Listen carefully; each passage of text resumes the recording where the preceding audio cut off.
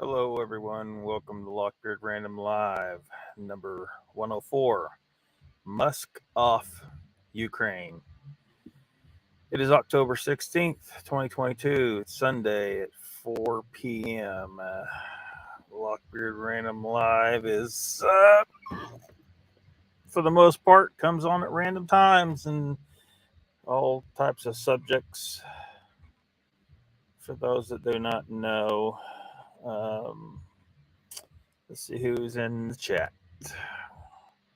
Lowrider was here first. He says Lockbeard cuts through the bull better than a Texas butcher. Well, thank you, Lowrider. Welcome to the chat. Of course, I posted next with the PayPal link. It's the only means through which to support the channel at this time until YouTube stops suppressing the channel. They're straight up suppressing the channel. A few days back we were talking about Mr. Lee. Mr. Lee posted a comment. They suppress his comment. This YouTube suppression is everywhere, holding people down, trying not to let people that express views that they don't like. They won't let you become a profitable channel where you're not, just paying, for a hobby essentially. And it's not a sustainable way to run a channel. You just can't do it. And there's a lot more you can do when your channel is actually bringing money. So I think most people understand that. There's a few people that criticize you for bringing that issue up, but it is an issue.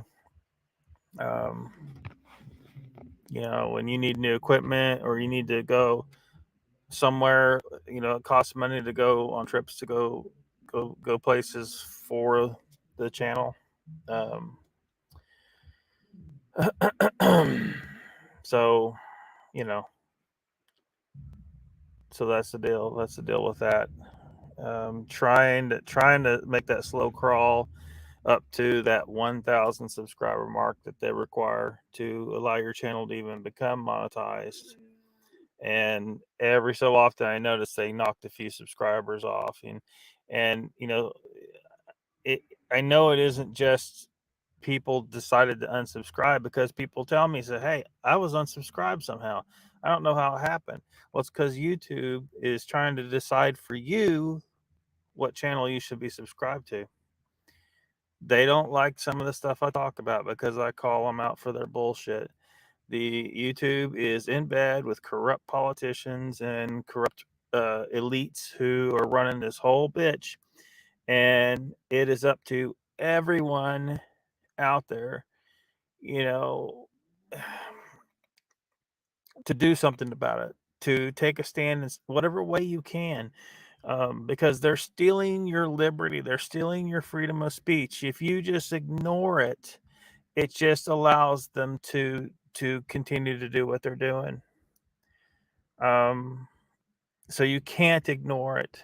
You can't ignore it. You got to do something about it. And more people are starting to figure out, hey, maybe I need to start like taking action, because the fact that they didn't take action for so long, and now it's finally hitting them. A lot you can tell it's happening with Facebook. A lot of people are bailing on Facebook because they're sick of the nonsense on there. They'll try to post something and it'll get censored. And they're sick of that.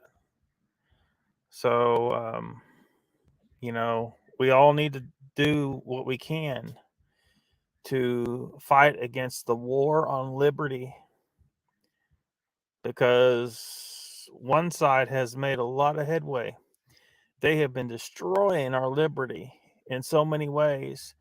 And the people who have decided to just sit on the sidelines and not act, a lot of them are starting to figure out they should have been thinking about this all along and trying to say something, take some kind of action. Complacence may work for you in your everyday life, but the reality is you got evil fucks over here who aren't being complacent about trying to take our liberty away. There's a reason why we're all slaves in this nation right now. all of us. I know a lot of people don't see that and don't understand it that way. Some people might even be offended by me using that kind of terminology, but the fact is when you go to work in this nation, master keeps a cut of your income. That's slavery. Every time you try to buy anything, master takes a piece of that. You're not allowed to do business without paying off master. You're not allowed to work without paying off master. You're not allowed to travel without paying off master, with the license, with the insurance, with the tag, with the double fuel tax like we have in Oklahoma. They tax the shit out of fuel. I don't know what all the other states are, but in Oklahoma, it's not just one tax on the fuel. You're not allowed to own property in a lot of states. Oh, I know you got a deed that says you own this piece of land. You don't own that piece of land. Don't pay the property tax, and they'll come show you who fucking owns that land. All of these liberties are lost because there's not enough of us trying to take a stand and speaking up. There's too many people being complacent. Complacence must end now. I urge you, stop being complacent. Suddenly I'm reminded of Lord of the Rings, where when they met in the beginning, well, no, it wasn't in the beginning. It was later. This was the discussion once they unbrainwashed. Was it Theoden? Is that his name? King Theoden? And he said, "I will not risk open war." And Aragorn said, "Open war is upon you, whether you would risk it or not." We are all in this battle, whether you want to be or not. So pick the right side and take action somehow, any way you can. Speak up, whatever it takes, because we've lost so much. And the slope is real slippery, and we're going to end up at the bottom in a straight up Nazi state. We're practically there in many ways. There cannot be any more complacence. I urge you, enough of the complacence. Either take the side of liberty or take the side of those Nazi totalitarians. The ones that keep calling us Nazis, they're the Nazis, okay? They're projecting. They're trying to steal away your freedom of speech, the freedom to do as you please, the freedom to choose whether or not you suppress your own breathing with something that was unproven and has actually been proven to make you sick. That thing didn't help anything. It was causing, you don't know what I'm talking about. It was causing hypoxia. People with weak health died because of that shit. That evil Nazi bullshit. Those people, there are some people in this country who are guilty of murder and probably don't even fully understand it yet because you supported the use of masks. You have some degree of responsibility for the deaths caused by that mask. By the hypoxia for some people, for others, it was bacterial infections caused by it. And that's a goddamn fact. So YouTube, fuck off if you want to suppress this shit. Fuck off, YouTube. You will not stop free speech. Not where I stand. So let's get on with it. We got Angel Nolan in the chat. Ernie Roberg, welcome. Sandra is here. Welcome. Mark Dobman, welcome. We're going to talk about one of your fellow, well, she don't live in Australia anymore, but we're going to talk about her again because, it's an ongoing thing with her situation. Looks like it's mostly the hellos going on. Celebrations. Ernie says, I've been unsubscribed twice from your shows. Exactly what I'm talking about. They're doing everything they can to prevent me from, what I'm saying, because a lot of people know what I'm saying is true. There's some people who are just not, they're just not ready to hear it. They're not really to hear the truth. Okay, like I get proven every so often if someone just takes the time Like last night, actually. Last night, I mentioned something about Einstein. Now, I've mentioned this issue a number of times on here, and most people are like, oh, whatever, because most people aren't thinking much about Einstein, right? They don't know much about Einstein. All they know is what they were been told, right?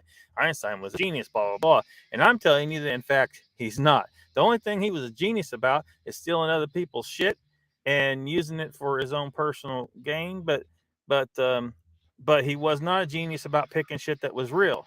So one of the points I was trying to make about it is that he was stealing material that wasn't actually accurate at all. But don't matter. Most people don't understand it, so they don't. Not to disparage people for not understanding. Look, everybody can't be a scientific genius. That's we gotta realize that. It doesn't make you stupid. It just means you don't know about that kind of science, and that's it. And the fact is Einstein science isn't really legit science. It seems like it on the surface. And when you got official people, telling you that's legit, what you mean you have no way of knowing any different. Like the matter, because so basically I said he was a plagiarist, and Nikki looked it up and found out that is in fact the case. There's multiple books about him plagiarizing other people's materials. But even more important to me is the fact is that science isn't even accurate. It isn't accurate to what is reality. The idea that light has a speed, it doesn't have a speed. It has a rate of induction. Now, to fully understand that, we're not gonna go into that here. I would send you over to Ken Wheeler's channel where he tries to explain. A lot of people just don't sink in. He's always is in his live streams. His live streams usually have hundreds of people in them, and there'll be a certain number of Electric Universe people that show up. Well, Electric Universe is not accurate. It's easy to see, I think, where a lot of people might take that wrong turn when they finally figure out that quantum physics is bullshit. But and they're like trying to figure out, okay, what's real? Because there's some shit that don't add up here. And once you're at that point where shit don't add up, you start looking for, okay, what's the real answer? I'm not necessarily the person to figure it out because I'm not a genius, right? And so you might end up on that wrong turn down the Electric Universe road, but you'll hopefully, if you have enough ability to to think it through and vet it out, you'll end up in field theory basically. And for lack of a better, I don't know what an appropriate term for it is. Field theory, probably, I guess. But um, Ken Wheeler refers to it as field theory, and so now instead of talking about people like Einstein, you're talking about Tesla, Steinmetz, Heaviside, Maxwell, real scientists who have been kind of swept under the rug and treated like dirt by history and government. I've mentioned before Tesla, for when he died, he had trunks and trunks of materials that were confiscated by the government. That should be a clue. And that Donald Trump's uncle was part of that operation that confiscated those materials. That should be a clue about something else, right? Trump family, not outsiders. That was the bullshit lie they told you guys. Once you realize that, you're starting to realize just how evil of a tapestry is woven around us, because they convinced a lot of people on the right that their savior had arrived, right? Donald Trump. Donald Trump wasn't your savior. He was there to act the part. So what you have here is, basically like a controlled opposition kind of situation. The people think their savior has arrived, but he's really an agent of the system, just like Obama. Obama, they did the savior thing for the Democrats at the time. Oh, our great savior has arrived. No, Obama's part of the system. He was part of it from the very beginning. You know, These people, they're just not, a lot of people just aren't catching on to the fact that there is not a two-party system going on here. It's one party that acts like two in a classic divide and conquer maneuver.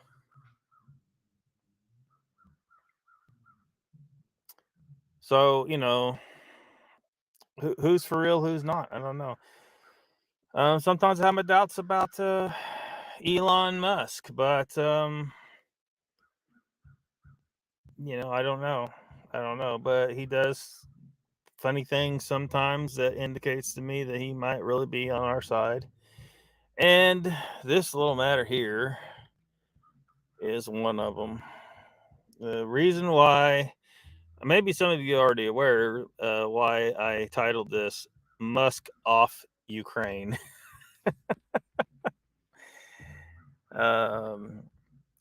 Sandra says, Mark, had a wonderful day. Thank you for asking. God bless you. Uncle Bones says, hello. Welcome to the chat, Uncle Bones. Angel, Uncle Bones. So, let's just go through the article here. Ukraine bit the hand that fed it, Starlink. And Elon Musk response is one for the books. Tesla CEO Elon Musk has been providing his Starlink satellite internet service on his dime for some time. It has been a valuable addition to the war effort, but now Musk is looking to pass the bill off to another government after one Ukrainian leader told him to F off. It all started when Musk posted a poll on Twitter about how peace in Ukraine might be achieved through a series of decisions. He said, for Ukraine-Russia peace, they need to redo the elections of annexed regions under UN supervision. Russia leaves if that is the will of the people. So, that implies that the people might decide that Russia stays. Ukrainian government may not like that if that happens. Second point is Crimea, formally part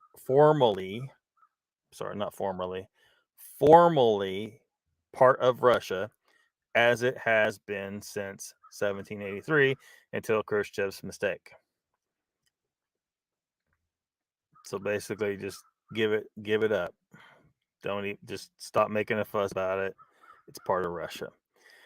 Third point, water supply to Crimea assured. Yeah, just let people have freaking water. Seriously. Ukraine remains neutral is the fourth one. Now you can see the results of this poll. Most people voted no.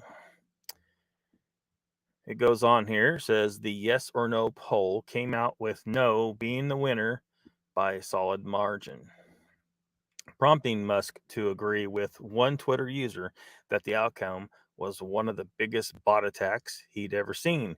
Regardless of the poll results, Musk tweeted that this outcome he posted in the poll was the most likely to happen in the end, with another potential but unlikely outcome being nuclear war.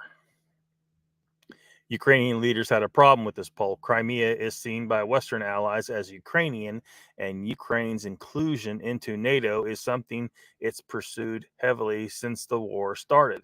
Musk's poll was seen as being pro-Russian, despite Musk saying that it should be put to a vote. I mean, it don't seem... Is that unreasonable? Let the people vote to decide? That the people... Are these... So, basically, by having a problem with this, Ukraine's admitting to being kind of a totalitarian state there. The people don't get a fucking choice. Is that what you're trying to say, Ukraine? That you don't want the people to be able to vote what they want to be part of, Ukraine or Russia? Is that what you're trying to say, Ukraine? One response to the poll came from Andrzej Melnik. I'm not sure exactly how to pronounce his name, but He's the Ukraine's ambassador to Germany, who was not at all kind to Musk. Quote, F off is my very diplomatic reply to you, Elon Musk. This is Ukraine's ambassador to Germany. And this is his idea of diplomatic reply. Fast forward to Friday, and Musk has now declared Starlink too expensive to continue giving away for free, and is now asking the Pentagon to foot the bill. Jason J. Smart of the Belarus Post tweeted about Musk's move to have the U.S. government pick up the tab, causing Musk to respond. This Jason Smart said, Elon Musk, Starlink says it can no longer afford to give Ukraine free service and asked the Pentagon to pay for it. Starlink had been a game changer in the war. This comes days after Ukrainian ambassador told Musk to fuck off. Elon Musk responded to that with, we're just following his recommendation. And they deserve it. They deserve it. They deserve it. It goes on to say, to give you some perspective on costs, Musk responded to a person on Twitter asking how much it costs to maintain Starlink in the country. He said, in addition to terminals, we have to create, launch, maintain, and replenish satellites and ground stations and pay telcos for access to internet via gateways. We also have to defend against cyber attacks and jamming, which are getting harder. Burn is approaching $20 million a month. You're getting free $20 million worth of internet for free every month. Maybe you should not tell the guy who's giving it to you to fuck off. That's a big price tag for the war effort, it says here. That is apparently going unappreciated by Ukrainian leadership, and Musk wanting to pass off the cost to someone else in order to stop his company from a bleed that intense isn't outside the realm of reason. Regardless, if someone is giving you something integral to a war effort for free, the last thing you want to do is insult the man. While Musk isn't taking Starlink offline, it's perfectly fine for him to walk away at any given moment while getting someone else far more concerned to pay for it. Actual diplomacy would have looked a little different than what Melnick did. You'd figured he'd know that as an ambassador. This is over on the Red State, although it's reported elsewhere, obviously.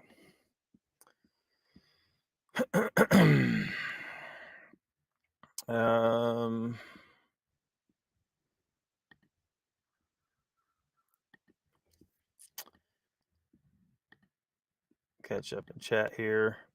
Ernie says, how can anyone think you have vote with Russian army in control of the occupied territories?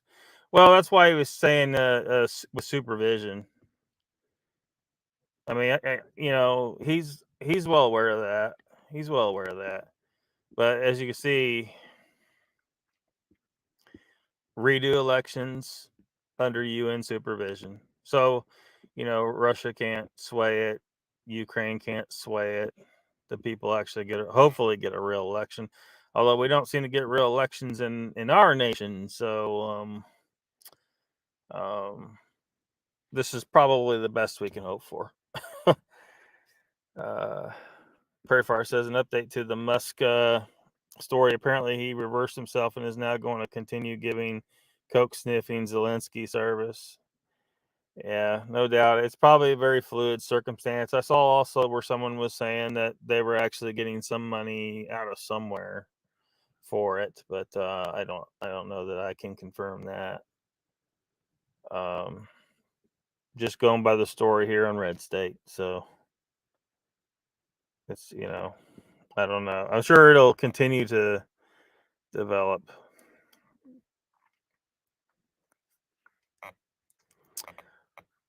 Well, no, he wasn't telling them to do anything. I mean, we got to be. Yeah, and the UN. I totally agree. This is there's no perfect solution here, but all that Musk did was post a poll. These points, like in his view, if these things happen, that there can be peace between Ukraine and Russia. But Ukraine's going to have to agree to it. But apparently, Ukraine don't want to agree to shit. And we know that there's a lot of people that are in places, that were in Ukraine that feel like they're Russians, and so I don't know how you sort that out. It's there's no easy solution. But Elon's not telling them they have to do anything. He just put this poll up. People voted on it. But he probably wouldn't have said, "Hey, we're taking away your internet," if the Ukrainian ambassador to Germany hadn't come shot back and responded to just a poll to fuck off, telling you don't tell the guy who's giving your whole fucking nation free internet, costing himself millions. You know what I mean? So this is now. So now, in effect, he may be, because they may be feeling like they're put between in a rock and a hard place. But the reality is he doesn't have to give them shit at the end of the day. I don't know why people think that rich, successful people have to give you shit. And personally,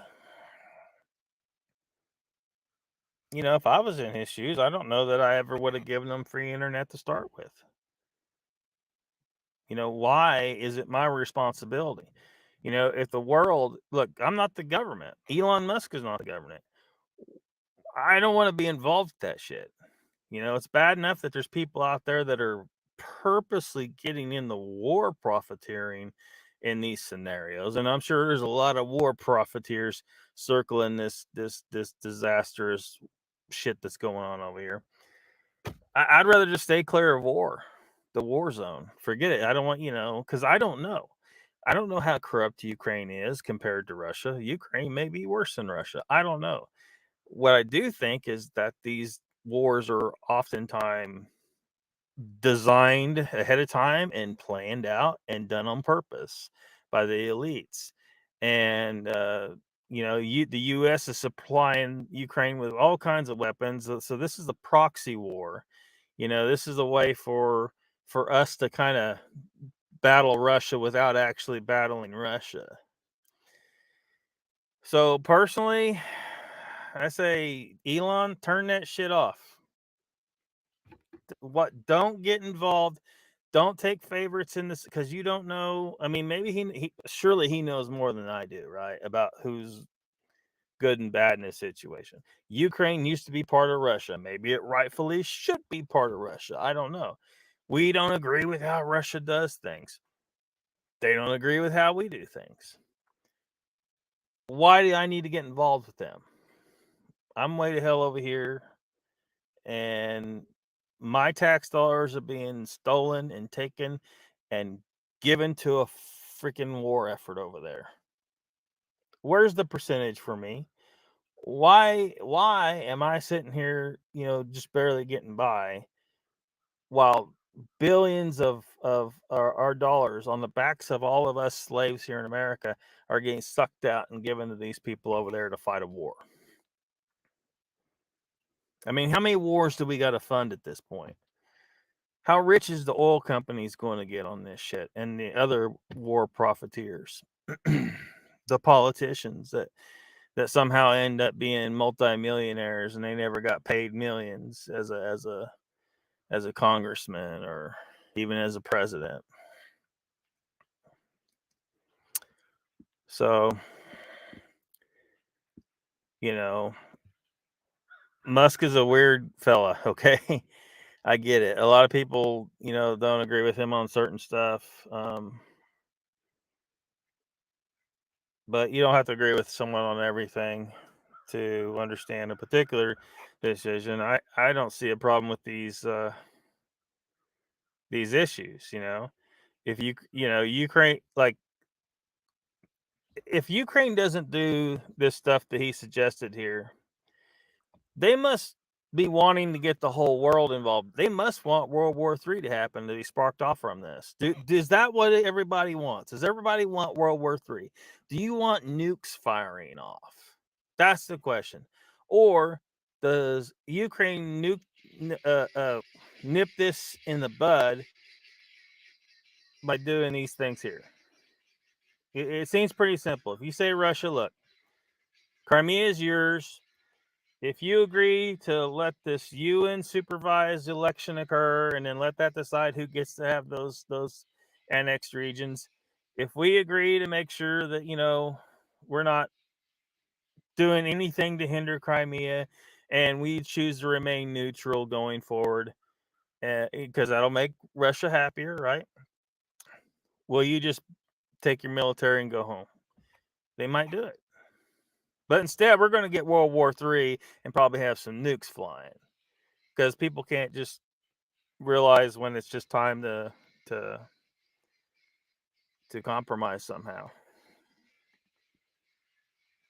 And certainly don't. There was no reason to tell the guy giving your country free internet to fuck off. That was stupid. That was stupid. Prairie Fire said, word is he was told to or face the consequences. Who was told to do what? Ernie says Musk has also said Red China should control Taiwan. He is a fool.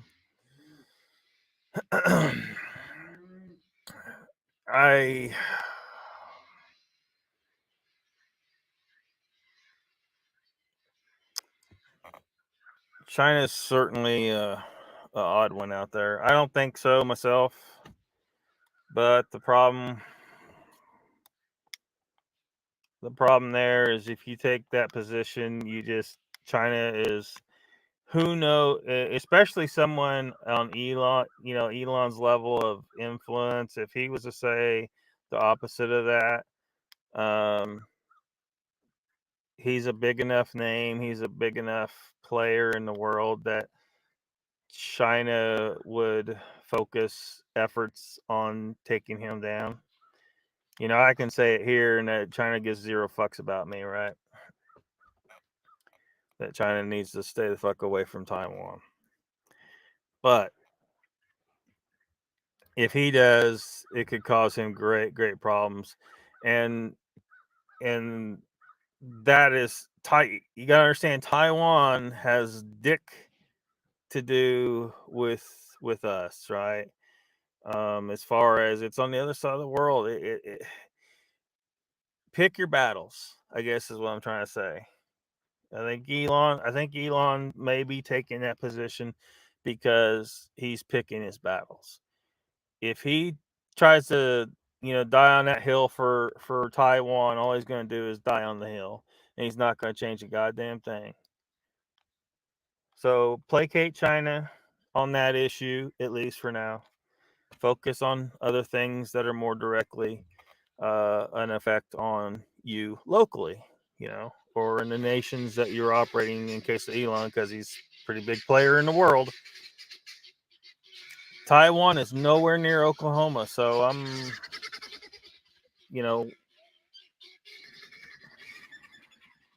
why, if I was someone that was, some big player in the world, I probably would be best served not to take a harsh stance on the Taiwan situation against China. Does that make sense? I guess I probably not expressing it very well at all. Ernie says Russians already have used this to their advantage. Oh yeah. I'm sure they have. Every country is going to do whatever they can for their own advantage. So, what advantage what advantage is it to us here to get involved with that? None. Precisely, Dick. All of us here, there's really no advantage to getting involved in that.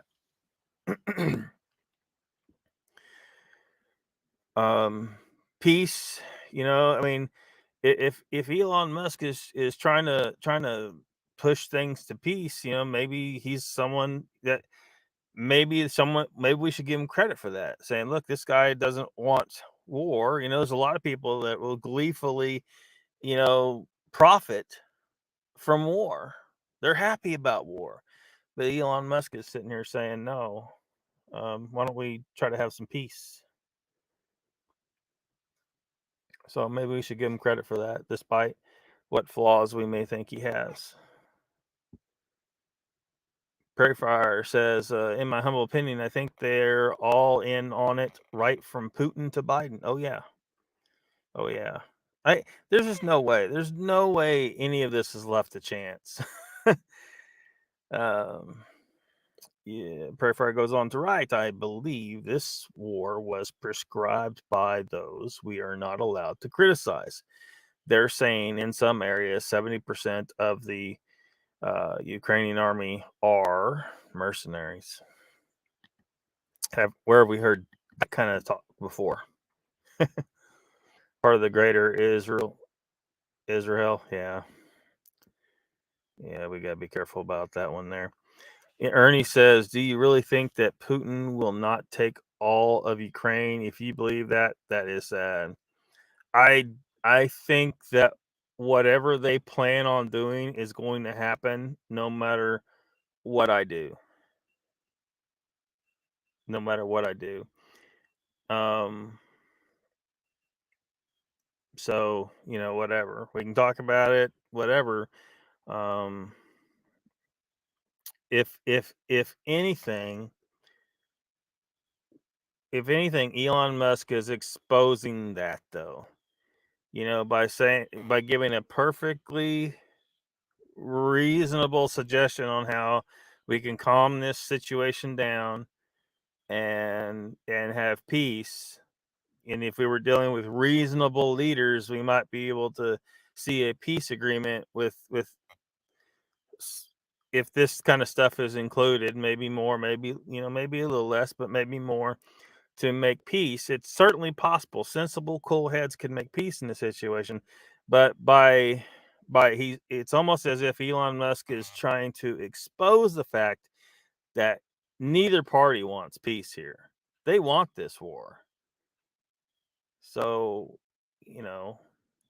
this is just calling attention to that fact. A perfectly reasonable list of items that could lead to a peaceful resolution of the situation. Yes, Ukraine would lose some territory, but like you said, will Putin not take all of Ukraine? Well, that may be entirely what their plan is here. But like what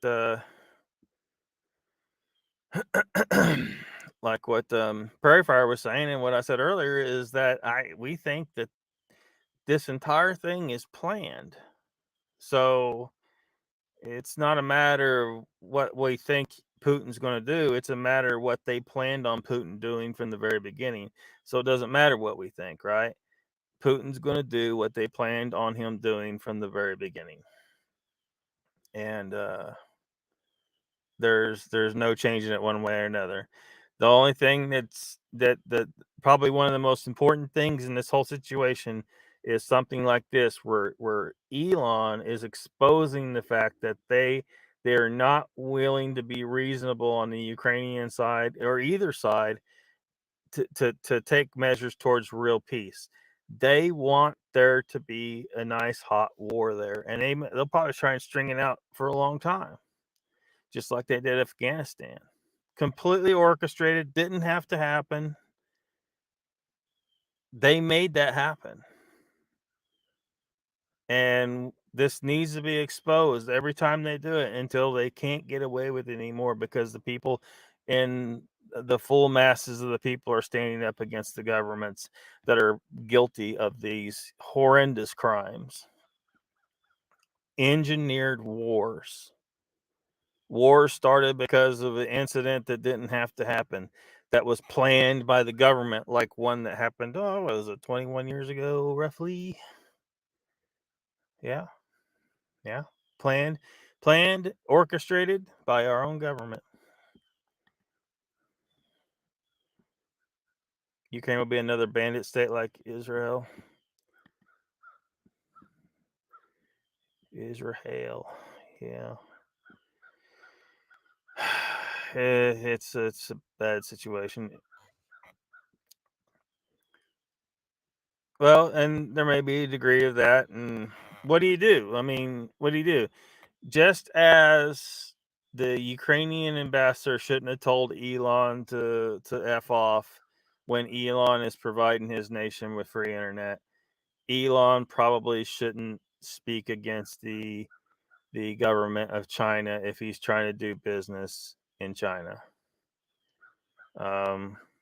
You know, how many sacrifices for what's right do we expect him to make? He tried to tell everyone about the test, the C19 test. He took it 4 times. He tried to tell everybody, look, I got 2 positives, 2 negatives, same test. How is that possible if it's worth a damn? And it's not. It's absolutely not. He showed that, and there's other indications of that if people would just dig in the hole. So Elon's trying to do every little thing he can, it seems like, without causing too much of a stir and making them want to take him out hard. You know, because he's not invulnerable. Do you want the guy to freaking die? I guess, does the guy have to die before he gets any credit, is what I'm asking. Because, you know, they will freaking kill you if you go too far. If you become a threat, they will off your ass. I'm sure Epstein thought he was going to be safe. Uh-huh. Yeah. Yeah. I'm sure he was thinking, oh, I got all these guys' secrets. They're never going to touch me. Oh, they did. They did. Far says, besides, so what Elon says, what he says, it's his personal opinion. Americans are still allowed that, remember? Yeah. Yeah. Yeah. He's not telling them. I don't understand what the issue here. He's not telling them they have to do shit. He's not trying to be their boss. He just put a poll on Twitter for people to vote on, and a list of suggestions that could lead to peace. And, you know, an ambassador from that nation did not have to respond to this by telling him to fuck off. The guy who's providing free internet to his whole goddamn nation. That's just not cool. So how anyone can think that this is unreasonable for Elon to say, you know what? Okay, I'll fuck off then. I'll take my internet and I'll fuck off. You told me to fuck off, and your ambassador told me to fuck off.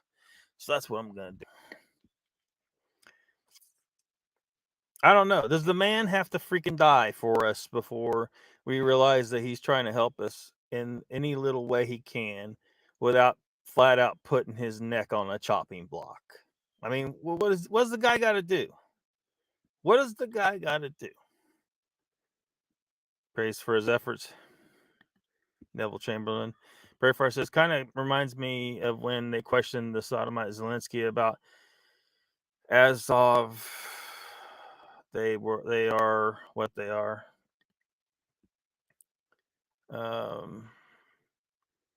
Send your kids first to the Ukraine to die first, okay? Says Prayer Fire. I mean, yeah. I mean, look, Ukraine is not our business. The media is trying to tell you Ukraine is our business, and we need to listen to someone who's indicated in multiple ways that he's actually trying to look out for us. Elon fucking Musk, man. And despite all his flaws and some of the stuff he said, it doesn't matter. There's these little indications. So we need to listen to him when he's acting like, you know what? Why am I supporting Ukraine for free here? I got business to run. You know, the man, he does not have to provide internet for Ukraine. Fuck Ukraine. If Ukraine did this shit here that he suggested, then they can get out of this war with minimal clusterfuck. But the fact is the Ukrainian government's corrupt as shit. They're part of this whole plan, it appears. This whole plan to basically try to start World War III. World War III. And as much of this nuke talk is going on, it makes me think that they might actually start throwing them. I thought they would never do it. They don't want to nuke the land that they need to use, but they might actually do it just to make people believe, okay, yeah, these guys might actually, maybe we should get in line and do as we're told. Get a chip under our skin, get an injection when we're told, and suffocate ourselves with a face diaper when we are told. 1984. Slaves comply. No deferments.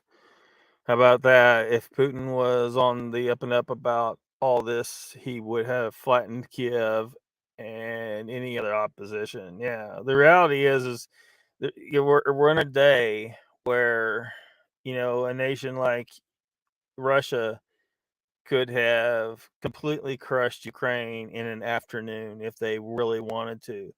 What they're orchestrating here is this long, drawn out war.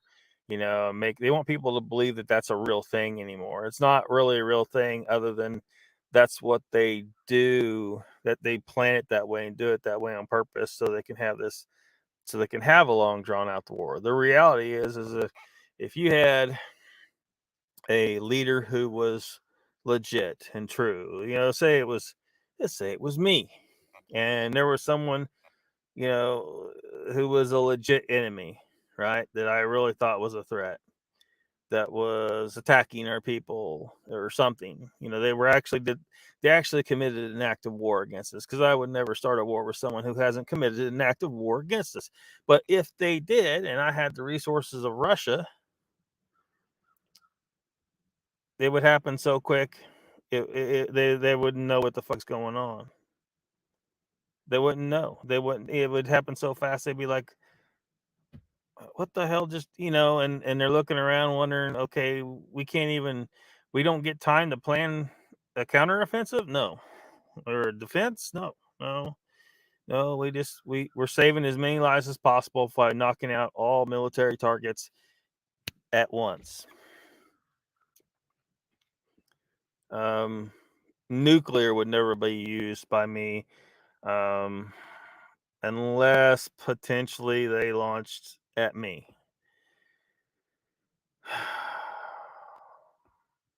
hate to be that way, but the reality is if someone's going to obliterate you with nukes, they don't deserve to survive either. So Ernie says you have about the same proof of what you're saying as you have for Bigfoot. Yeah, well, we have the same proof for anything over there as Bigfoot, right? We don't know. We don't know. I mean, are you taking the side of Ukraine, I guess is the question. If you're taking the side of Ukraine, why are you taking the side of Ukraine? You're taking the side of Ukraine based on what? And how much proof do you have on that what? Precisely, Dick, right?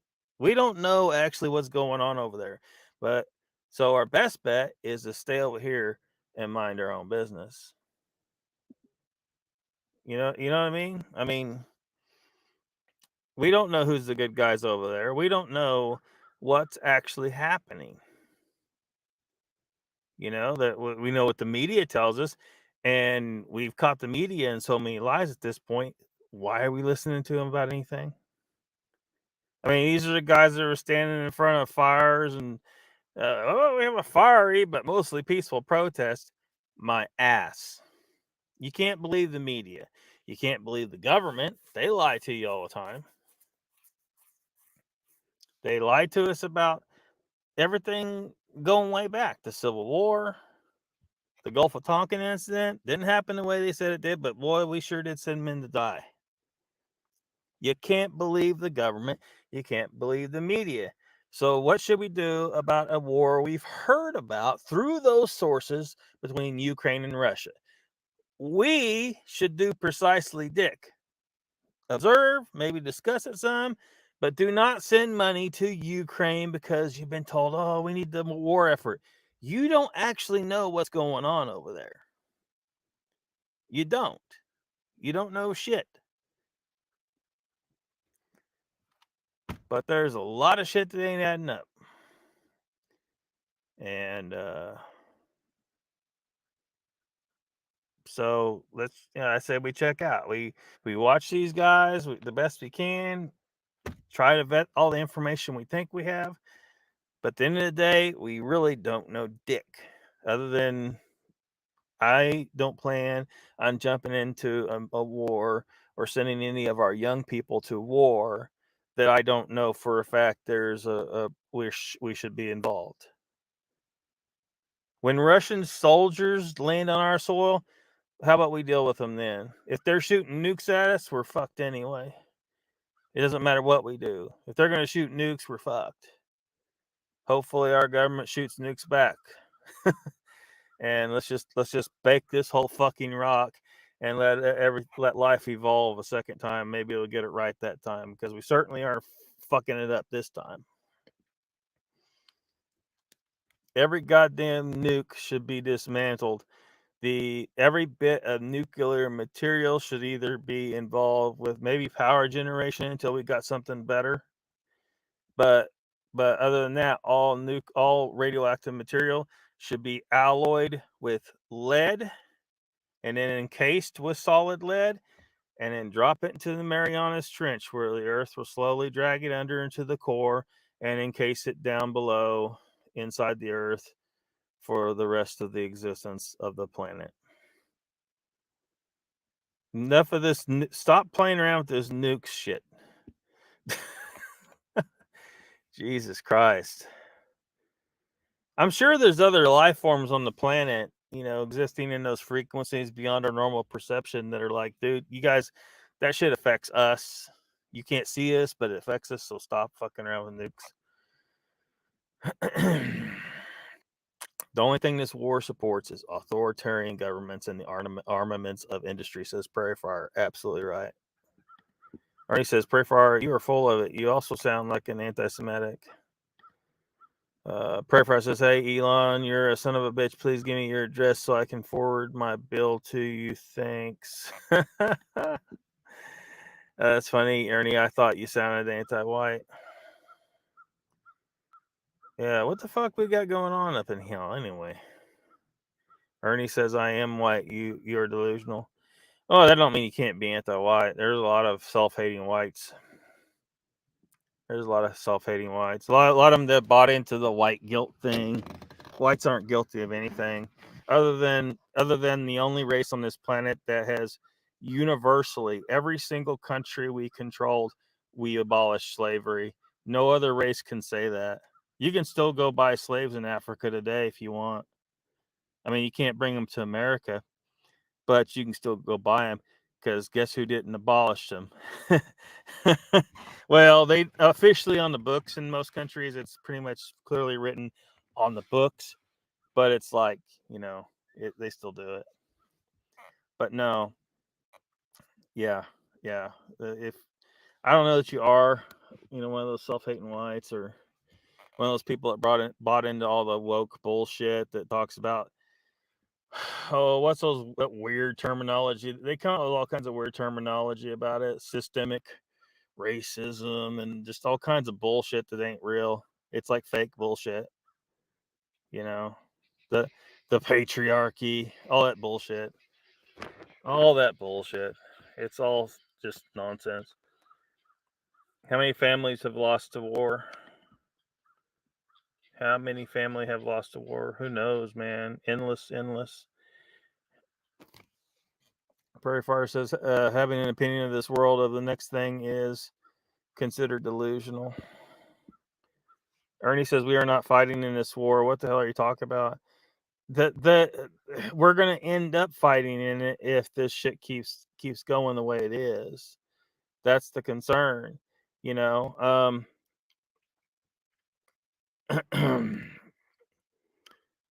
Ken Wheeler brings this shit up every so often too, because sometimes he talks about current events on his channel as well.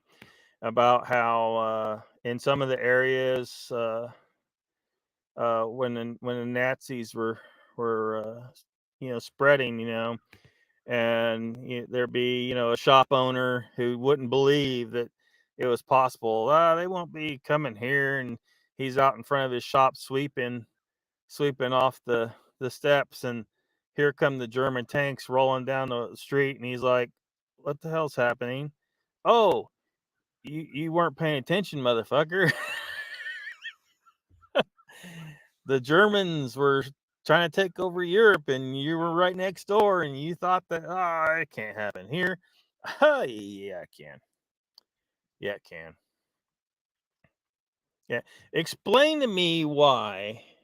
Like, this is one thing that freaked me out some years, like 6 years ago, maybe 5-6 years ago. Train was coming along here in Northeast Oklahoma. Car after car after car on that train had loaded on it military machine or vehicles, like troop carriers and stuff, labeled UN. Why the fuck is there UN? Now maybe we could say, well, there's a manufacturer here. No. I'm not buying it.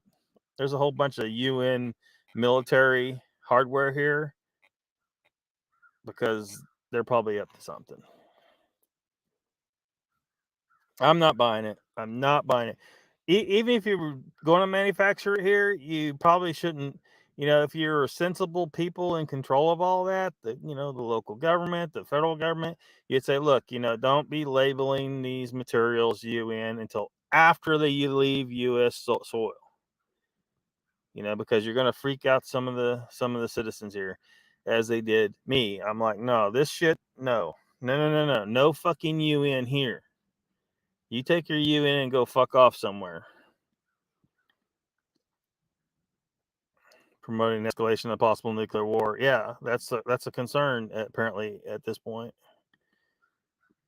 Yeah, the French said that right before the Germans rolled down the main street in tanks. Go ask some old French. Go find some 100-year-old Frenchmen and ask them about that shit, if there's any left. Describing yourself. Ain't that why NPC? Floater. Purifier, you are a cheap shot artist and a waste of time. Oh, come on, guys. What's the fight here? What's the reason to fight here? You're going. Purifier says, go elsewhere and start provocation. Slimy troll. Peace March snitching on. There's Cowboy. There's Cowboy. Do I still have that video you had sitting here somewhere? Right. Is that it? Yeah, that's it. Bigfoot moving west. Yeah, watched it earlier. Welcome to the chat, Cowboy. Got a couple of guys in here going at it a little bit. All good, Joe, says Bark. Ernie says, Prefer, you know nothing about me and you're just a name caller. I've been posting here for a long time and you just showed your ignorance. I don't really see how. We're all trying to read the signs of things best we can. And what I think I'm seeing here is that the governments are trying to make us all believe that we're dealing with a hot situation over there that's not going to cool down, and neither side's going to make the efforts to try and achieve a peaceful resolution, and it will be used to justify expansion of the war. Direct U.S. involvement will happen. Come on, this always happens.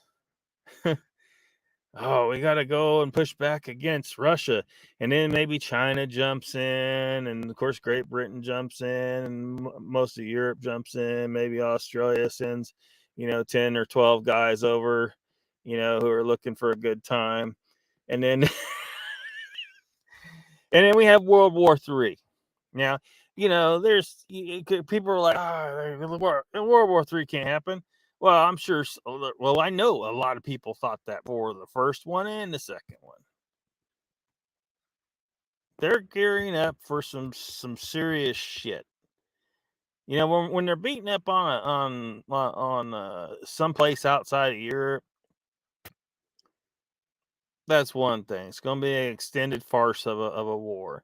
A lot of the soldiers come back knowing damn good and well those wars were fucking ridiculous wars fought for the elite, for oil, for money, for power, period. That's it. Afghanistan was another proxy war against Russia kind of thing, just like this shit is. But this is actually right there on in Europe. So this one they'll probably try to turn into the next World War. This will become World War III. Now maybe they don't take it that far, but why wouldn't they? We're well past due for another World War at this point. There's no reason for any of this shit. There's no reason for any of this shit. This can't be de-escalated. So you got to ask, why is all parties involved being unreasonable, not willing to compromise on some shit? Prairie Fire says, you're in fine form. You sound just like a leftist guilty of what you accuse me of. Sandra, mask off. You don't have to wear them inside. Ernie says, Lockbeard, I've been called a lousy troll. How would you react? Well, I mean, look, you can react how you want. You really can. I hope you guys can, make peace yourselves over it. But, I'm not entirely certain exactly what position you're taking on the matter of this. It sounds like you're siding with what the government says. And we all know that you can't trust anything the government says. No one has ever been able to trust the government. Saddam Hussein, they were in league with him. He was part of their whole game. It was all part of their engineered little conflict. And I'm sure he thought, oh, they won't kill me. They're my buddies. No, they fucking killed him. Same for Bin Laden. Yeah, once they're done with you, they kill you. Epstein, he served his purpose for the elite. Once he was in jail and they were afraid he might actually start talking. How convenient. He's dead. We're dealing with some extremely corrupt idiots. I don't know how we end this other than, I don't know, can we negotiate with them? Is there a potential to negotiate? We say, look, if you guys all step down from power and go move to a nice little island where you do whatever the fuck you want on that island, as long as you stay there and you don't dick with the rest of the world ever again, and let us have a peaceful and a just and free society for the world for once, and we won't throw you in jail or a lot of people would say a lot of these guys probably deserve a very heinous execution, but if that's the only option you give them, they're never going to step down. They're never going to let go of their power. So I don't, sometimes you you have to take the best deal you can get. If the best deal we can get is say, look, we'll leave you alone. We'll leave you alone. You get pardoned, but you step down and you let us put real good men in power as leaders over all the nations of the world, and so we can have a proper, free, and just society. I don't think they would agree to that, though, because not even that's going to be good enough. They are drunk on power. So there's probably no way to get rid of them.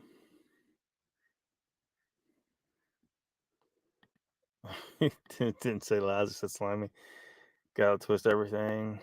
Are you on drugs? She's not.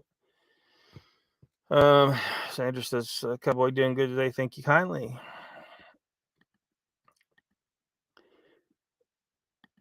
Concern.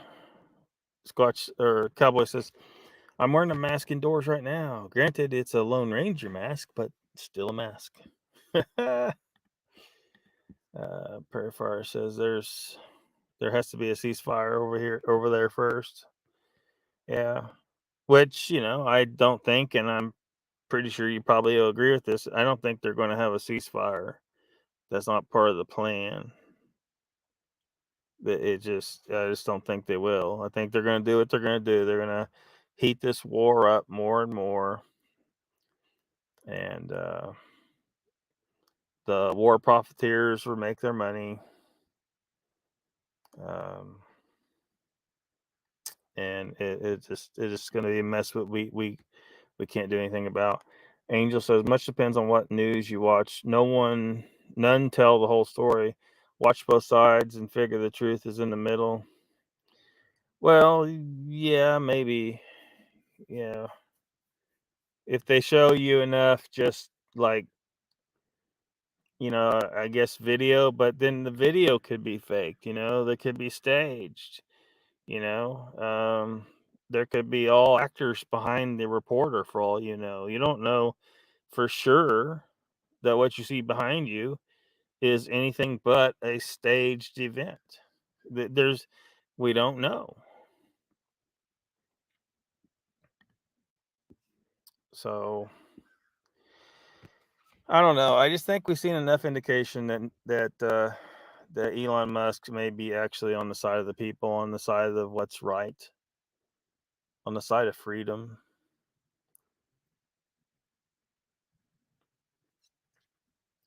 As rich as he's become and as powerful as he's become, he hasn't become one of those criminal, evil, despicable, just sickos that most rich people are. He hasn't become Zuckerberg. Zuckerberg, how did he get all? He stole Facebook. Indeed, stole it, and now he's losing it, and he needs to continue using it. By the way, so if y'all are using Facebook, I'm still using it, but I don't hardly get on there. I log on there as little as I can, and I definitely want to try and gear up towards a point where I can just shut that bitch down and not even worry about it anymore.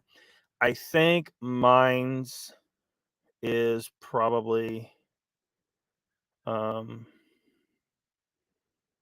don't know, unless someone knows of a better option than mine's as an alternative to Facebook.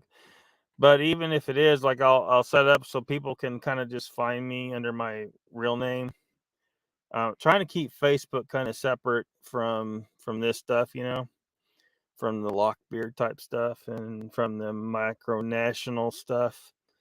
But so it's just a profile so that people can find me. So let's say, an old acquaintance or an employer even, or somebody's trying to look for me, just me, they can locate me on the net there. So that's the only purpose for that. And then I might log into it once a week or something like that, or even less, like I have been with Facebook, because I really gotten sick of Facebook. It's just stupid, and it's a waste of time. I need to focus on YouTube. I want YouTube to get profitable, and to be able to do more stuff that I can actually, like go out and do some Bigfoot investigations, and maybe, some ghost stuff, and other kinds of things like that to actually put on here. And but I can't afford to properly investigate shit. I mean, all I can do is really go look around. And that's not how you're going to find Bigfoot for the most part. You have to be extremely lucky to run across Bigfoot under those circumstances. I mean, obviously, as much time as I've spent in the woods in my life, mostly when I was younger, but I haven't ever for certain run across one. So that's just I think it's a matter of having the right gear, the right technology, and that you can eventually figure out how to properly, repeatedly observe them and be able to teach scientists how to do it so that they can, do the hard science and learn about them. Ernie says, I have never posted anything here pro-government. Since I have been here, Ukrainians will decide what to do, not Musk. I mean, it just seems like you're having some level of issue with Musk. Musk isn't trying to tell them that they have to do anything necessarily. He was just posting a poll and saying, look, these are the kind of things that might, achieve peace there, and then let people vote in the poll. And then for some reason, a Ukrainian ambassador decided that this was a reason to tell Musk to fuck off. And then so Musk is, okay, fine, I'll pull my internet. If you want me to fuck off, I can fuck off. Like, if I'm giving you something for free, you don't tell me to fuck off. That's just kind of crazy. Like $20 million a month, I think he said it was. So, and then, yeah, and he's actually trying to give, like, one of these suggestions here is he's saying that the Ukrainians should decide by having elections under UN supervision, hopefully to give them a proper free election. So I don't know why you're kind of harping on that issue there about Ukrainians decide what to do, not Musk. What's the deal there? What's your beef with Musk? It seems like you have a beef with Musk. You see how at least the way you've worded it, how it's making people think you have an issue with Musk, and it's almost like you're accusing Musk of doing something he did not do. He didn't tell them to do shit. He posted a poll and people voted. And then this ambassador pops up and says, you fuck off. What the fuck was that? And calls it diplomatic. I mean, Musk did not, he wasn't, I have opinions of what they should do. Actually, I agree with this stuff here. That's what I think that they could do to achieve a peaceful resolution. They may not like losing some territories, but look, it's a bitch. Sometimes your ass gets conquered. So I mean, Musk can't have an opinion on what they might be able to do to achieve peace. I mean, I don't get it. I don't understand this comment. Can you see how it's making people think you're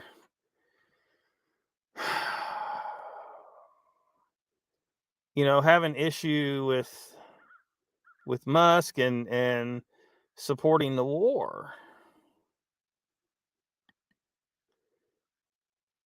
They should decide their own future. Yeah, that's exactly what that first point that Elon suggested in the poll says, is let the people, the Ukrainians, decide. I'm just not understanding what's the problem here. There's no problem here. I mean, Jesus Christ. Batmom says, lock it. You just don't want people knowing that you're crazier than what they might have thought you were if they saw your extracurricular activities on YouTube. It's all right, man. Everybody knows you. Do what? Extracurricular activities. You don't judge. Uncle Bun says, whoop whoop, let's go be juggalos. Juggalos, what the hell? How does it make you pro-government? Because was it what Prairie Fire saying you were being pro-government? Oh man, I can't believe we spent over an hour on that.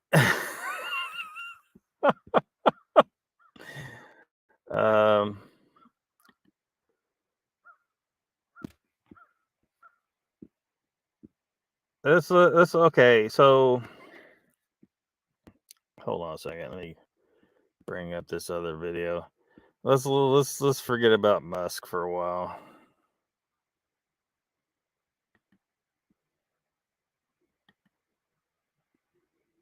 Hold on a second.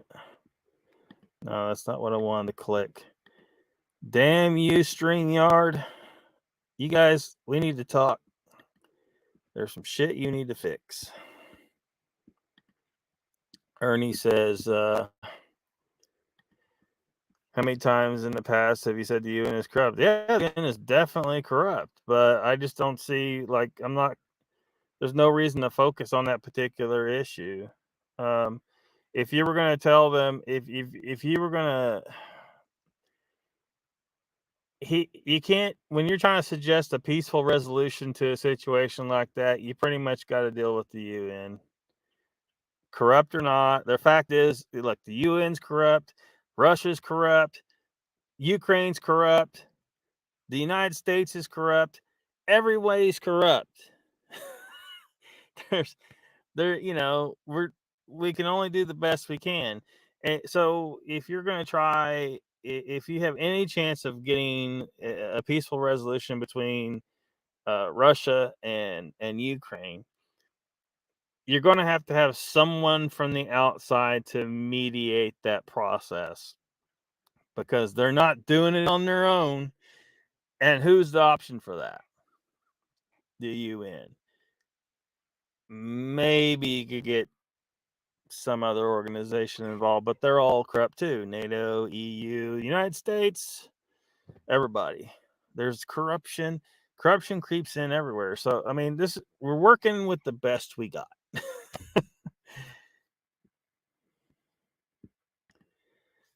That mom says, "Dear God, girl, don't blame Musk for everything that's holy. Don't blame Musk for everything that's holy." Huh? I'm not sure I understand. Verify. So anyone see the new footage of Bigfoot that's out? I saw it on LCC's last podcast. I haven't watched. Exactly though, and that's the thing. Like, I don't think it's going to work anyway. Ultimately, I don't think it's going to work anyway, because I think it's part of the plan. I think that all the corruption is all working together across all these organizations towards this end. The only hope we have is to kind of force them, like by exposing this bullshit and making them do it, because just from the public, the public with our eye on them, they act right because the public's watching, kind of thing, right? I mean, you see what I'm saying? They're all corrupt. The only way we make them behave right is if we watch them like a hawk, and they have to do what they're supposed to do because we're watching them like a hawk. So, by like it, to me, Elon's post there is kind of ingenious, right? He's calling attention to the fact that here is a perfectly reasonable list of options of how you achieve a peaceful resolution without causing fucking World War III and having the nukes fly.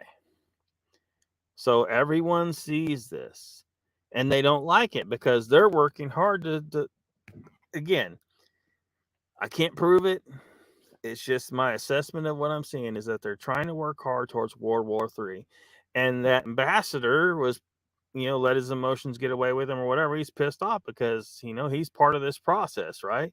He's part of these rich, corrupt, evil people trying to work towards World War III over there. And Elon Musk is calling attention to the fact that, actually a peaceful resolution is probably really goddamn easy if everyone will just fucking make some concessions here and understand that, look, that place used to be Russia's. Russia thinks they own it. So you either make some compromises, or Russia's going to keep coming for the whole goddamn Ukraine. If everything was, on the up and up, and then Russia's going to, Russia's going to continue to take all of Ukraine. So your only hope is to try and make a deal and give Russia assurances that, you're not going to become, a NATO power right next to their border right there, and all that stuff all those things that they're concerned about. That mom says, you're corrupt. You're corrupt. We're all corrupt. Can you imagine that Oprah show? I just wanted a car. I know, Bat Mom. You just want a car.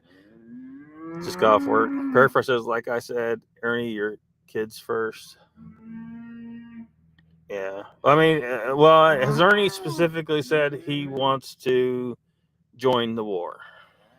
Like if it explodes in the World War III and the U.S. wants to start drafting our young people and sending them to war, this might be a good idea, actually. Can they send all the woke ones first? The ones that were like, oh, Ukraine, pro-Ukraine.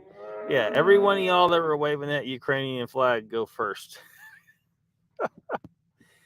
All right. We talked about Sydney here the other day. She is the political commentator, a YouTuber, a woman. She's conservative, and so naturally there are forces that don't like her because she's conservative. She's against the feminazi crazy people and all that stuff. And she was on a plane, and she ended up in a seat between two morbidly obese people who could not fit in their seat, and so they were physically pressing against her from both sides, sweating on her. And the airline, when she complained to the airline, they said tough luck, basically. And even though it's in their policies that if you are too large to fit in a seat, you must buy another seat. You must pay for another seat. That's in their policy, but they didn't follow their policy, and they told her tough luck. Why? They're afraid of probably being accused of some kind of fat phobia or whatever. It ain't about fat phobia. It's about can you fit in the space that's available for an individual person? It's too bad. Whatever the reason is, you can't fit, so you've got to pay for the extra seats. Even Jeremy, who she co-hosts on a show on, I think it's on Thursdays. And he's a large individual, and he was talking about how he understands, and he's like, I'm a big guy. My parents are big guys. They buy an extra seat when they get on a plane because common courtesy. Anyway, this shit didn't stop there.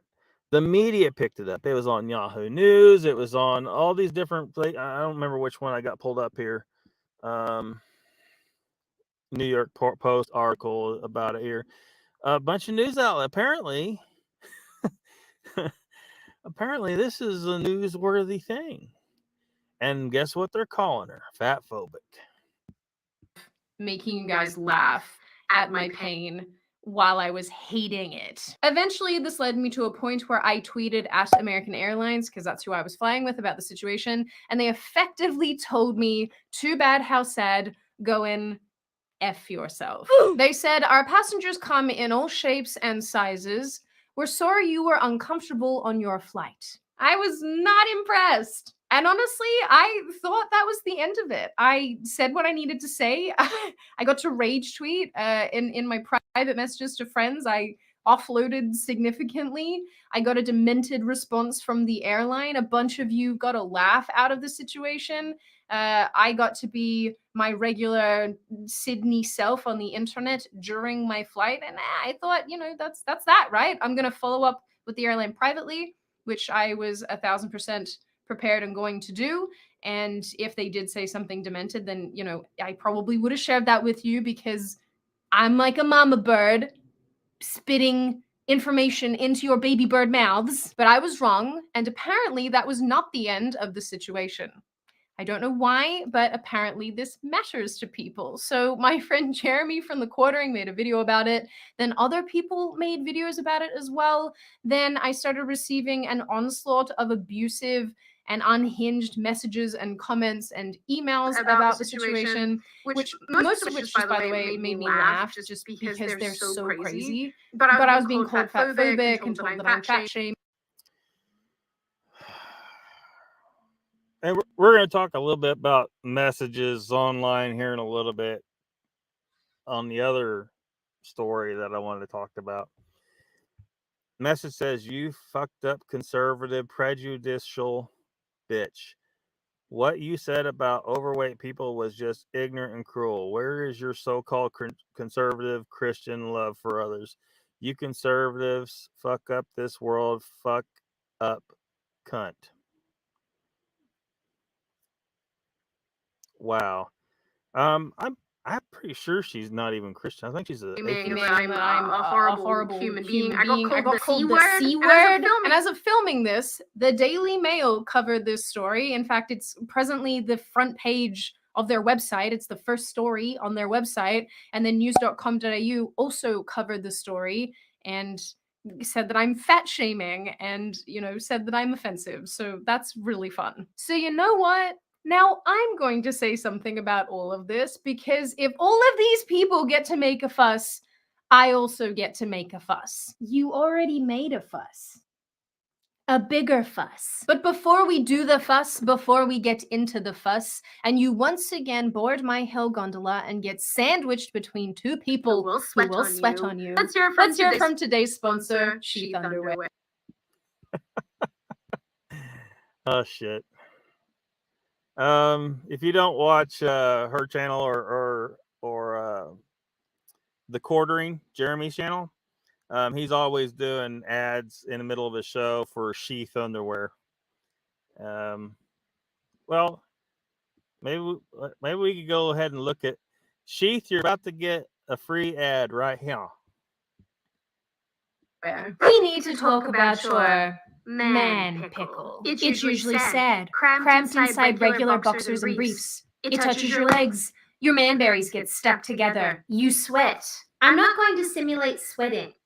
It smells. But Sheath Underwear is here to save you. They're super soft, stretchy, and made out of moisture-wicking fabric. That means your bits, bobs, and man pickle will stay cool, comfortable, and in place. But how, you ask? How is this magic possible? Sheath Underwear have pouches, man pickle pouches, bits and bobs pouches that keep everything separated.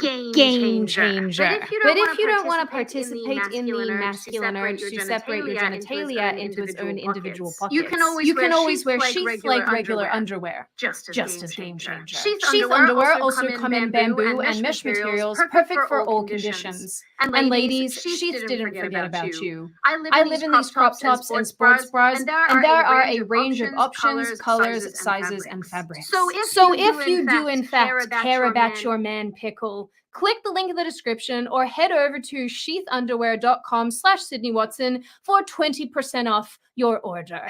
Your pickle, thanks. So like I said, I was on a flight the other day, which was... If you're not familiar, this is Sydney Watson. So might as well show you. We won't watch the rest of that video, but you can, if you're interested in seeing it, you can go see it. There's her channel.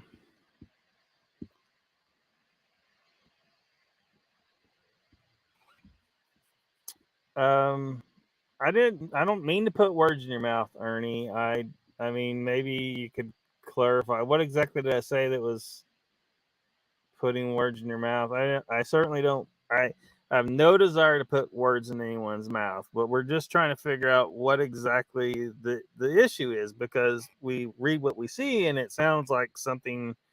You're taking issue with Elon. Elon did not tell them they had to do anything. He wasn't trying to command Ukraine. It's like, I'm Elon Musk and I'm king of Ukraine and you're going to do this shit. No, he posted a poll like a million other citizens and users do about a million different things, about their opinions about stuff. There's a million people saying Biden should go fuck himself or go to the old folks home or the mental institution, or perhaps as lost as he gets on stage, we should just send a search party for him because he's fucking lost.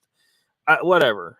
But he didn't do anything outside what any normal citizen does on social media. He posted a poll with his ideas about what could be done to achieve peace between Ukraine and Russia. And that's it. There was no reason for an ambassador to show up and tell him to fuck off. The the insanity, the absolutely the brain dead nature of an ambassador who is supposed to be a specially trained diplomat would show up and tell the man who is giving your entire country free internet to fuck off, and to state in the same sentence, hey, this is my very diplomatic. What kind of bullshit are we dealing with here? What kind of imbecile is the ambassador to Ukraine to fucking do that? He should have just not said anything. There was no reason to even respond. So I don't know why anyone would have any kind of problem with Elon at this point. And in fact, Elon has been extraordinarily gracious to provide them with internet so far. Again, like I said, if I was him, I would have never given them free internet. It's not happening. Why should I support a war effort when, especially now we can clearly see, for one, my assessment has been for a very long time that all these wars are engineered. Everything adds up that we see, the best we can figure out, engineered, every single war for decades. So I don't want to participate in that. So I don't understand. What your problem with Elon Musk is. He did nothing wrong. Nothing. Mark says, I saw a video recently, poor lass. At least she could have gotten into some heavy discussion during her flight. Social distancing was actually very nice. Well, for the most part, people stayed far enough away, for my, my feeling. It was only a very rare time that you would come across someone that didn't seem to understand, okay, you don't stand like right here in front of me when you're talking to me, dude. Hey, but I don't want to touch anyone else's heaviness or have it touch me. Yeah. Well, you're about to see some pictures of what she was having to deal with, and in this article here. Mr. Lee's here. Welcome. Late again. Knucklehead. Mr. Lee. Is she Canadian? She is from Australia. Had no idea Lockbeard was on. Yeah. Gonna try and wrap her up before the end of the hour because Nikki's coming on, and then Squatch DTV. It's a big zucchini. Yeah, Mr. Lee says Elon Musk is getting fat. What? Wonder if you wouldn't mind sitting next to him on a plane. It would be fucking awesome. I'd be like, dude, give me a job. Whatever you're doing, I want to be involved with. Oh yeah, we'll talk about him in a little bit. There's some fucking bullshit involved with that. So, but first, at least look at the New York Post article about this Sydney situation. I mean, there was plenty of options. There were a bunch of news outlets that were covering it, so it's just fucking ridiculous that they, look at this. Airline responds after woman shames overweight passengers. What are you assholes trying to do? You're trying to shame her for speaking up for herself. Look at this shit. Like they're physically touching her. They're over into her space. She's lucky to have a half of her seat here.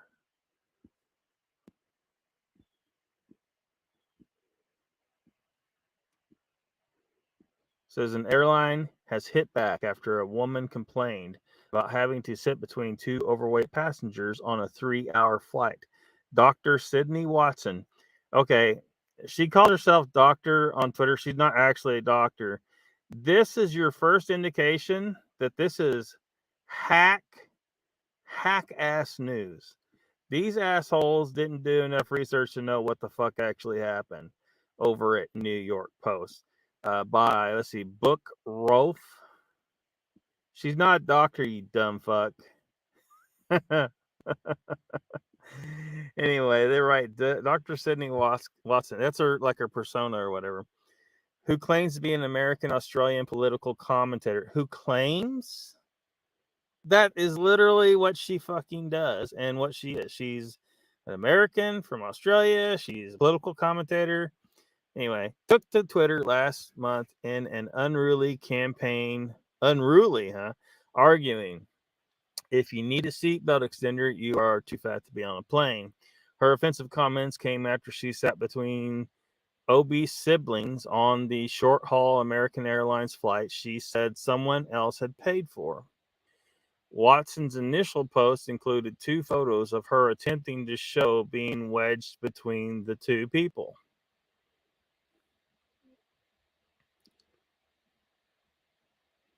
So hopefully you can see.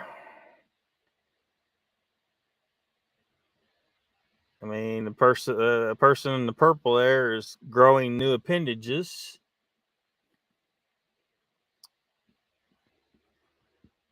Uncle Bone says, "Is that the Mr. Lee? Is that the big guy on Harry Potter?" Yes, he has passed away, and as you can imagine, there's somebody out there wanting to talk shit. Well, there's a bunch of somebodies. Joe Parker says, "Check out Candace Owens." Oh yeah. We looked at a video from her 2 days ago, I think. Is there a particular subject you're talking about? I mean, she's a conservative. Joe Parker, hey man, long time. Joe Parker says, hi to all the brothers. Yes, sir. Been timeout. Batman says, Elon Musk is a piece of shit. He would come to the Gigafactory and we were not allowed to make eye contact with him or his wife. He actually fired a guy who went up to his wife saying hi. Well, I mean, if that's the rule in his house, that's the rule in his house. I mean, he's a weirdo. There's no denying that. The dude is a strange character.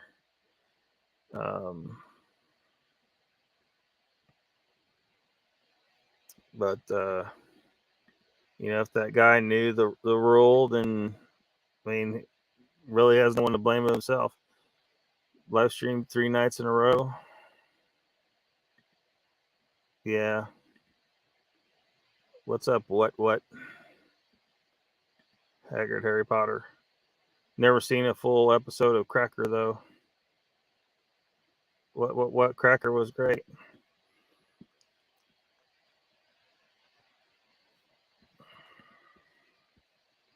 My computer's definitely not happy. So as you can see, there's no way for her to possibly fit in her seat with these people overlapping into her area. And she said they were sweating on her and everything.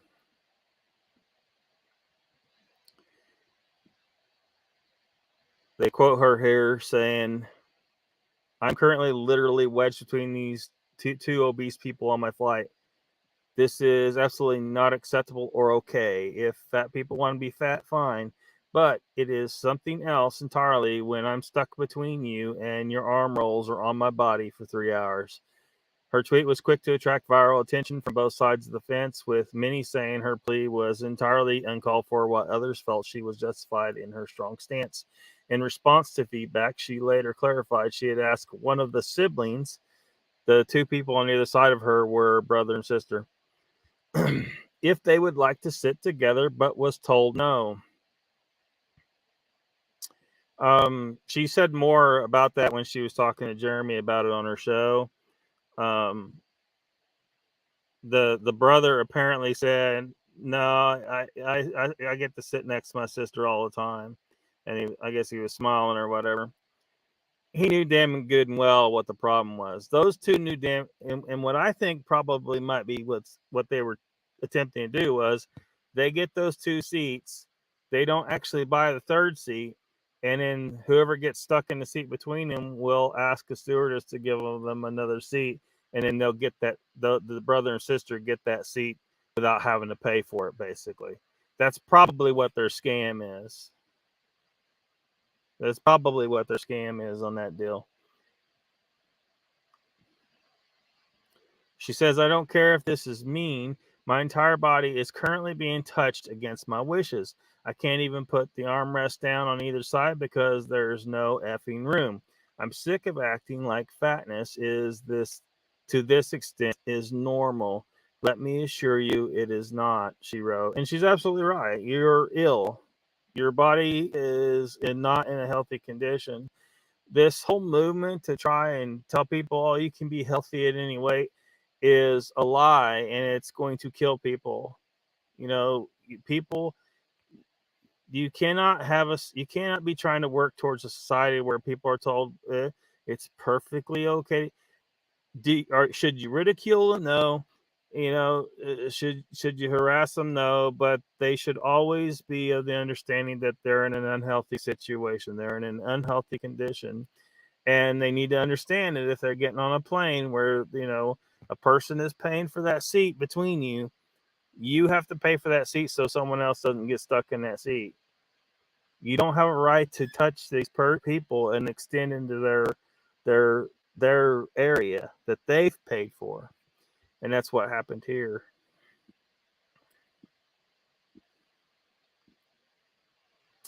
She went further to argue obese people should buy 2 seats or don't fly.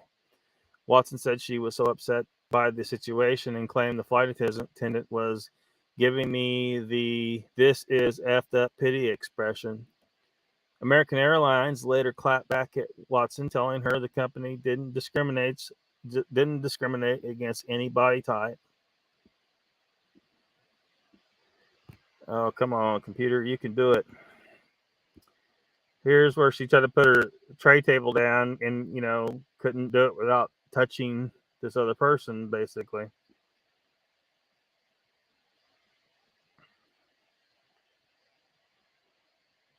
It went further to explain how its system worked after being probed about why seatbelts were typically sized for medium-built travelers.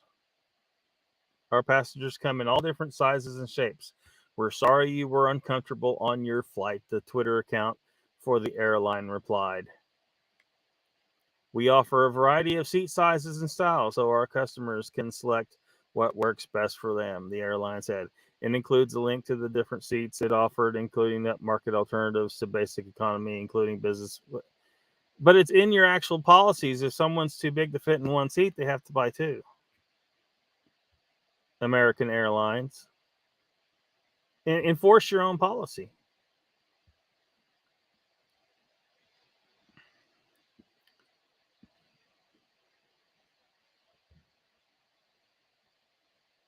Seemingly unsatisfied with the airline's response, Watson replied saying, "We need to talk."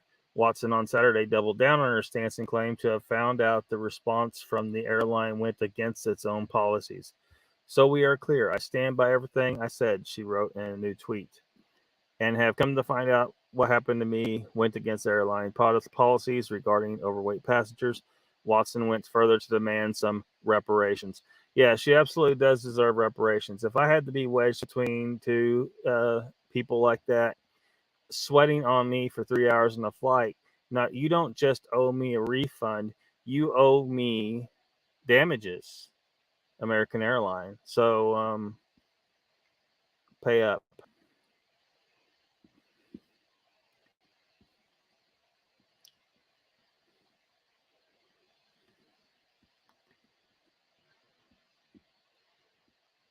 Crack out. It was the other show that he played in.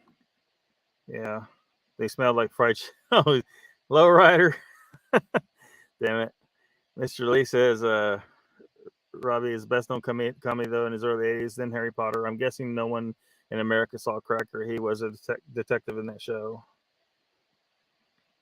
Says Mr. Lee. What says some of the British shows never made it to America? Yeah. Sometimes it just doesn't. I mean, I've heard of it. I know about it, but I've never seen it.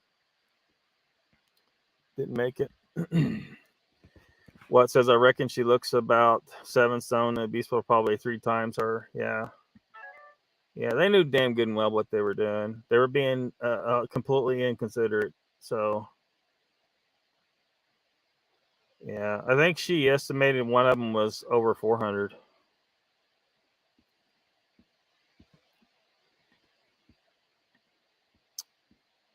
Not a cool situation. Not a cool situation.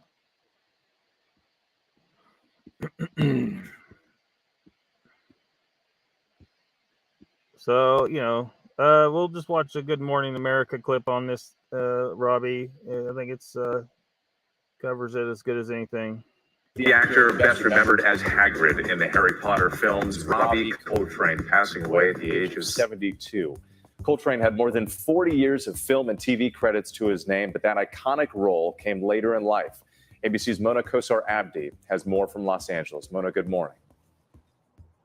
Wed, good morning. It's almost 21 years ago to the date that Robbie Coltrane was introduced to millions in the Harry Potter series.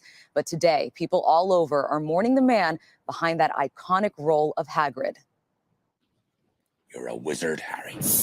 He charmed the world as Rubeus Hagrid, the lovable, gentle half-giant in the Harry Potter franchise. Oh, bless him. Look, he knows his mummy. A role which cemented Robbie Coltrane in the hearts of millions. Who'd like to come and say hello? Tributes quickly pouring in following the news of his death. Daniel Radcliffe, who played Harry Potter, reminiscing about their time on set, writing, quote, "I've especially fond memories of him keeping our spirits up on Prisoner of Azkaban when we were all hiding from the torrential rain for hours in Hagrid's hut. And he was telling stories and cracking jokes to keep morale up." Emma Watson, another Harry Potter co-star, writing, quote, "His talent was so immense, it made sense he played a giant. He could fill any space with his brilliance." From heartwarming to deadly, taking a turn as a Bond villain. Walther PPK, 7.65 millimeter. Only 3 men I know use such a gun. I believe I've killed 2 of them. Coltrane making appearances in both GoldenEye and The World Is Not Enough. Also winning 3 consecutive Best Actor BAFTAs for his role in the British crime series Cracker from 1994 to 1996. Coltrane musing on the impact of the Harry Potter franchise for the 20th anniversary special, Return to Hogwarts. The legacy of the movies is that my children's generation will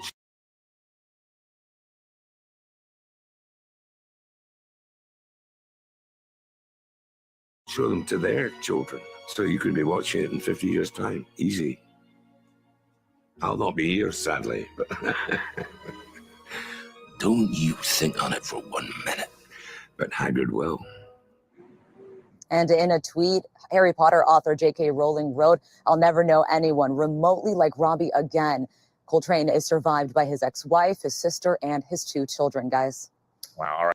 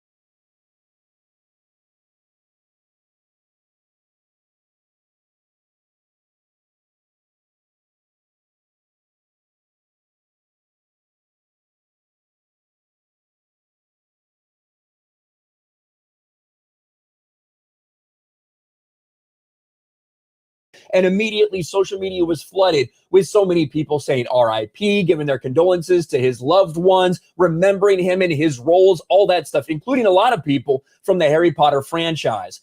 But unfortunately, in the day and age we live in, where so many people think it's okay to want someone to die because they have a disagreement with them, some people started celebrating his death moments after it was announced. These people did this, and it really doesn't take a genius to figure out why. Trans activists target Robbie Coltrane hours after death announcement for supporting J.K. Rowling. And J.K. Rowling, in addition to the rest of pretty much anyone associated with those Harry Potter movies, they were one of the first ones to put, kind messages out there about Robbie Coltrane and about his life following his passing. But if you remember, 2 years ago, Hagrid actor Robbie Coltrane says people accusing J.K. Rowling of transphobia hang around waiting to be offended. And here's some quotes from this. I don't think what she said was offensive, really. I don't know why, but there's a whole Twitter generation of people who hang around waiting to be offended. They wouldn't have won the war, would they? Huh. It's weird that he said that 2 years ago, because those very same people that he's talking about, this Twitter generation, these freaks, these pronoun in bios weirdos who want you to die if you don't agree with them, that's exactly what they showed yesterday. Look at this from Data Racer. Trans activists are celebrating the death of Robbie Coltrane because he supported J.K. Rowling, calling Hagrid a transphobic bigot that should rest in piss. These people are vile. They 100% are. And I want to zoom in and show you some of these things, some of these freaks, these pronoun freaks that are doing this right now. Burn in hell, Robbie. I would be sad about Robbie Coltrane dying, but he defended a turf. So rest in piss, bozo. Robbie Coltrane, a.k.a. Hagrid, has apparently died. The main thing I'll remember him for was his full-throated support of J.K. Rowling's turfiness. Rot in hell, bitch. One less J.K. Rowling supporter in the world. Robbie Coltrane is dead. Imagine having the lives of one of these people. Imagine being associated, being related to, having anybody like this be in your life. I would be fucking ashamed if that.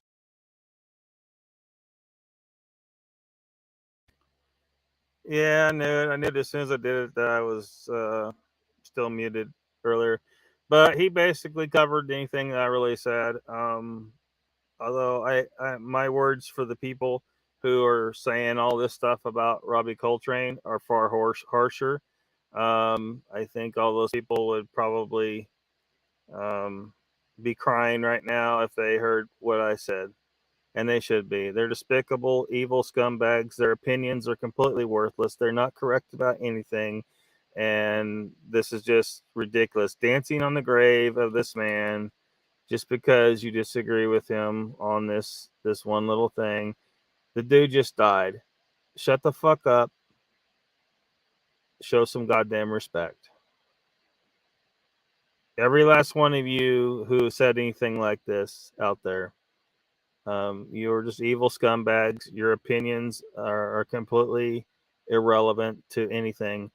Your opinion about anything in the world is completely worthless because you're just evil scumbags, just saying horrible things for no good reason. Fuck off. I don't know what you guys expected saying shit like this. What did you expect? That you think you're gonna win over people to your way of thinking? You think you're gonna get more supporters, more allies for the trans community by acting like evil fucks like this? No, you are giving the trans community some very, very bad press by talking like this. Are you telling me, do you mean to tell me that the trans community supports dancing on the grave of a man just because you disagree with his position on that matter? Absolutely sickening. Scumbags. You can rot in hell. I need to say it now before you die because I'm not going to say it about you after you die. There's no point. It's not a polite or good thing to do. It's an evil thing to do. Once a person has died, the battle is over. there's you don't there's no reason to talk shit on someone after they've died, you know, while his family and his friends are mourning him, and millions of people that loved him, you know, as a result of his role in, well, all his roles, but particularly Harry Potter for a lot of people, a lot of children. Yeah, just bad. Bond films, yeah. Mr. Lee says agree. Thank you, Lowrider. All right. Yeah, absolutely. So let me show you. Well, I don't have time to really show. There's 2 minutes until. So Harry Man Hoaxes and Hoodwinks is on in about 2 minutes, and then Squatch D TV is on after that's over, 2 hours from now. So I'll probably see you guys in the chat in both places. Thanks for hanging out for my rant over this bullshit that's going on in our world. And I'll see you all in a few minutes.